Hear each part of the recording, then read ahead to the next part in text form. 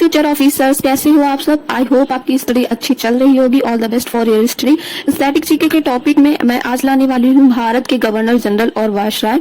भारत के governor general और viceroy, governor general of India and viceroy of India. ये parts में डिवाइड होगा क्योंकि ये टॉपिक थोड़ा सा बड़ा है। जब तक कंप्लीट नहीं हो जाता तब तक मैं इसे पार्ट्स में डिवाइड कर दूंगी एंड इसका पीडीएफ आपको टेलीग्राम पे मिल जाएगा मेरे ग्रुप में। लेकिन इसका पीडीएफ मैं अपलोड करूंगी जब ये टॉपिक कंप्लीट हो जाएगा उसके बाद। तो इसके पार्ट्स में डिवाइड होंगे, तो इसके पार्ट्स आते रहेंगे जब तक ये टॉपिक कंप्लीट नहीं हो जाता, सारे गवर्नर जनरल कंप्लीट नहीं हो जाते। अब बात करते हैं टॉपिक की। तो भारत के गवर्नर जनरल, भारत के गवर्नर जनरल ये टॉपिक यानी बटा हुआ है 4 भागों में, यानी इसके 4 पार्ट्स हैं। पहला पार्ट होगा बंगाल के गवर्नर जनरल, दूसरा पार्ट होगा भारत के गवर्नर जनरल, तीसरा पार्ट होगा भारत के वायसराय, चौथा पार्ट होगा स्वतंत्र भारत के governor general and 5th part होगा राष्ट्रपति।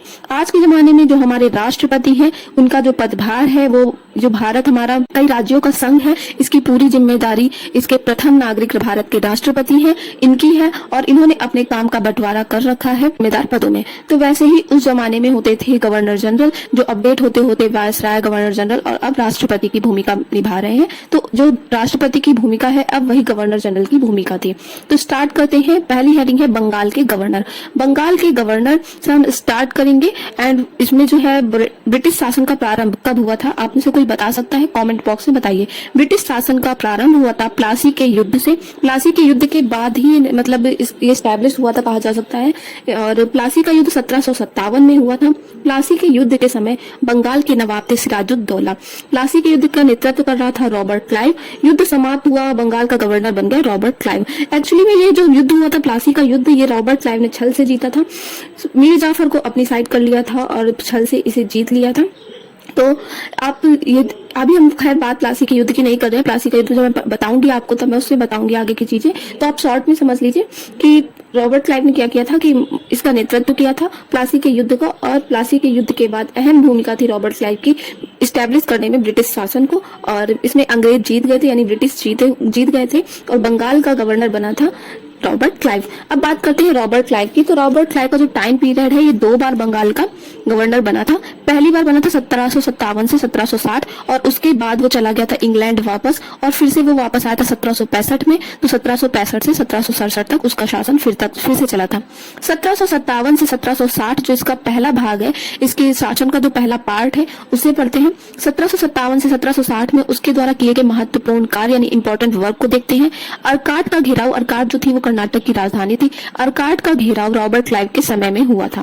प्लासी के युद्ध में विजय मिली थी ब्रिटिश को और उसका श्रेय किसको दिया गया था? रॉबर्ट क्लाइव को दिया गया था। मीर जाफर को बंगाल का नवाब बना दिया गया था।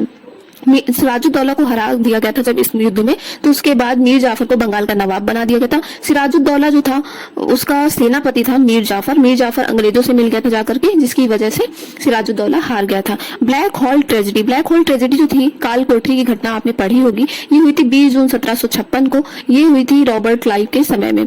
अलीनगर, अलीनगर यानी कलकत्ता की संधि, अलीनगर कलकत्ता की संधि हुई थी सिराजुद्दौला व अंग्रेजों के मध्य में हुई थी। सिराजुद्दौला जो थे वो बंगाल के नवाब थे और ब्रिटिश के मध्य में हुई थी। और ये किसके समय में हुई थी? रॉबर्ट क्लाइव के समय में हुई थी।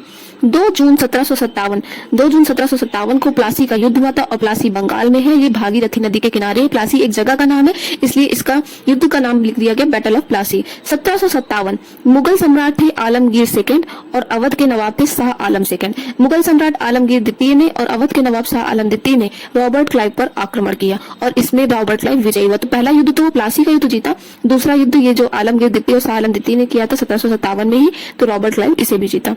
25 नवंबर 1959 अंग्रेज वर्सेस डच, अंग्रेजों और फ्रांसीसियों के बीच में युद्ध हुआ। उस युद्ध का नाम है बेदरा का युद्ध। बेदरा का युद्ध हुआ, उसमें विजयी कौन हुआ? रॉबर्ट क्लाइव विजयी हुआ। 25 फरवरी 1760 रॉबर्ट क्लाइव इंग्लैंड वापस चला गया।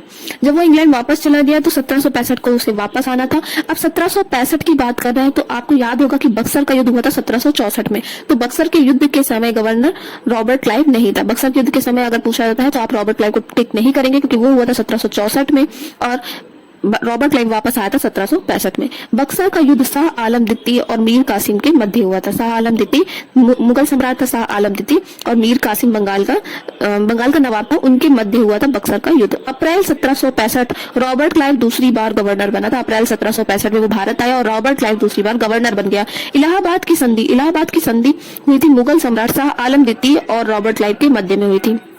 इलाहाबाद की संधि मुगल सम्राट शाह आलम द्वितीय और रॉबर्ट क्लाइव के मध्य जो हुई, उसमें रॉबर्ट क्लाइव को बंगाल, बिहार और उड़ीसा की दीवानी प्राप्त हुई और निजामत प्राप्त हुई। और इस इलाहाबाद की संधि के समय अवध के नवाब था सुजाउद्दौला। ठीक है, इलाहाबाद की संधि जिसे द्वैध शासन आरंभ हुआ है ना, तो उसे रॉबर्ट क्लाइव ने प्रारंभ किया। तो द्वैध शासन का प्रारंभ किसने किया? रॉबर्ट क्लाइव ने किया। तो ये क्वेश्चन बहुत बार पूछा गया, इलाहाबाद की संधि कब हुई? रॉबर्ट क्लाइव के समय में हुई। द्वैध शासन का आरंभ कब हुआ? रॉबर्ट क्लाइव के समय में हुआ। निजामत जो थी ना, उसे सुजाउद्दौला का एक बेटा था जो छोटा था उम्र में, उसे उसका नाम था निजामुद्दौला।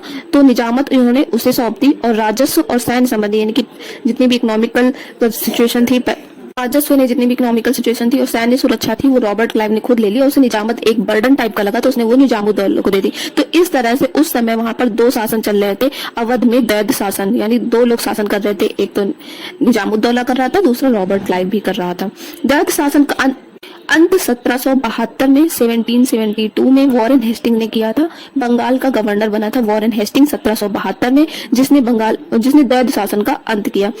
व्यापार समिति यानी सोसाइटी फॉर ट्रेड की स्थापना स्टैब्लिश किया था रॉबर्ट क्लाइव ने। इसको स्टैब्लिश किया था, नमक, सुपारी, तंबाकू का व्यापारी का एकाधिकार इस समिति को दे दिया था। नमक, सुपारी, तंबाकू से रिलेटेड व्यापार आप करोगे और जो भी आपको कमाई होगी, इससे जो भी रेवेन्यू आएगा उसका प्रॉफिट आप इनको दोगे, वो भी उस पार्ट में डिवाइड करके दोगे कि हाँ जो जिस पोस्ट में है अकॉर्डिंग टू पोस्ट ये रेवेन्यू जाएगा कि कितना परसेंट किसको जाता है। जैसे गवर्नर का हिस्सा सबसे ज्यादा रहेगा, तो ऐसे ही पार्ट में डिवाइड होगा। फिर उसके बाद हुआ था श्वेत विद्रोह, ये व्हाइट रिवोल्ट था, ये रॉबर्ट क्लाइव के समय में हुआ था। मजे की बात ये है कि ये विद्रोह अंग्रेजों ने ही किया था, हाँ, जबकि वो खुद व्हाइट थे लेकिन उन्होंने ये विद्रोह किया था। युद्ध के दौरान जो है वेतन दुगना कर दिया गया था। सैन्य व्यवस्था को अच्छा करना चाहता था रॉबर्ट क्लाइव, इसलिए उसने किया था कि ये युद्ध के दौरान जो सैनिक हैं उनका वेतन दुगना कर दिया जाएगा, सैलरी को डबल कर दिया जाएगा। लेकिन जनवरी 1766 में एक्स्ट्रा सैलरी को उसने हटाने का निर्णय लिया और उसने कुछ चेंजेस किए कि केवल जो बंगाल और बिहार की सीमा के बाहर जो सैनिक है कार्यरत, उन्हें ही युद्ध के दौरान अब डबल सैलरी मिलेगी, जिससे कि सेना में डिस्प्यूट हो गया, विद्रोह हो गया और मुंगेर और इलाहाबाद के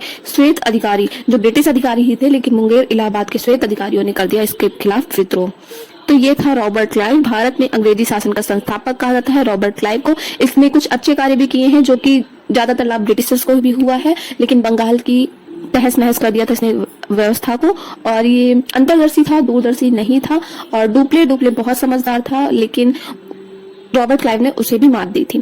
तो बात करते हैं अगले वीडियो में हम करेंगे वॉरेन हेस्टिंग्स की, और जो भी कवर हो पाएगा ये पार्ट 2, 3 में डिवाइड हो जाएगा और लास्ट में मैं टेलीग्राम ग्रुप पे अपलोड कर दूंगी इसका PDF। तो प्लीज जाकर के उस ग्रुप को ज्वाइन करिए, मेरे इस चैनल को सब्सक्राइब करिए एंड लाइक करिए, कमेंट करिए, शेयर करिए।